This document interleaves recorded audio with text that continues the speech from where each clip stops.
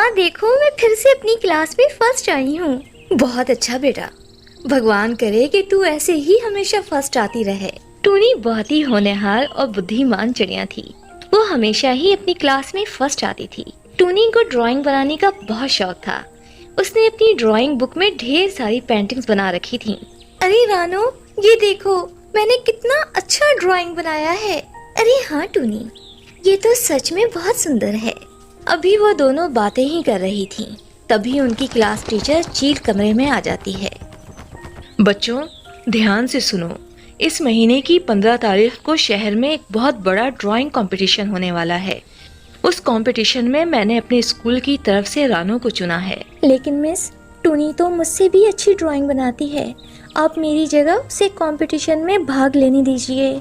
मैंने एक बार कह दिया तो कह दिया, इस कंपटीशन में तुम ही भाग लोगी।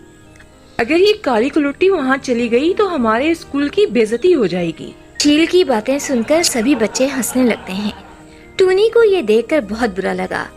स्कूल की छुट्टी के बाद टूनी उदास मन से घर वापस आई और आईने के सामने बैठकर रोने लगी। हे भगवान, आखिर मैंने तुम्हारा क्या बिगाड़ा था? आखिर तुमने मुझे इतना काला क्यों बनाया? क्यों भगवान, क्यों? टूनी जोर जोर से रोने लगती है। उसके रोने की आवाज सुनकर बबली चिड़िया वहाँ आ जाती है। अरे क्या हुआ टूनी, तुम रो क्यों रही हो?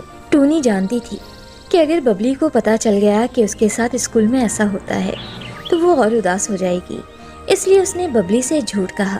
अरे माँ, कुछ नहीं हुआ, बस बहुत तेज भूख लगी है और इसलिए पेट में चूहे दौड़ रहे हैं। अच्छा कोई बात नहीं, तुम हाथ मुंह धोकर आओ, मैं तुम्हें अभी खाना खाने के लिए दाने देती हूँ।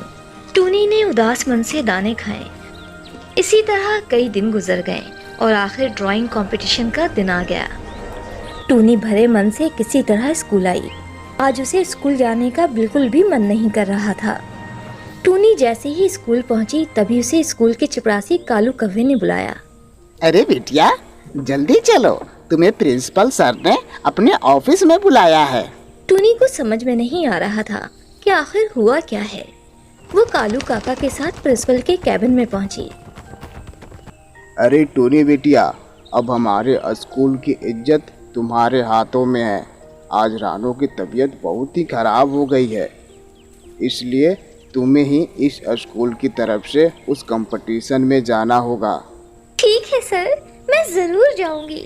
टूनी ने अपने स्कूल की तरफ से उस ड्राइंग में हिस्सा लिया।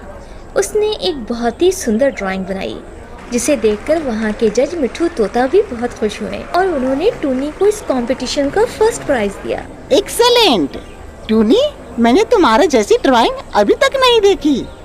तो लेडीज एंड जेंटलमैन, मैं इस कंपटीशन का फर्स्ट प्राइज टूनी को देता हूँ। ये सब देखकर चील टीचर को अपनी गलती का एहसास हुआ। टूनी बेटा, आप मुझे माफ कर दो, मैंने तुम्हारा बहुत मजाक उड़ाया, लेकिन अब मुझे अपनी गलती का एहसास हो गया है। आई एम सॉरी टूनी, प्लीज मुझे माफ कर दो।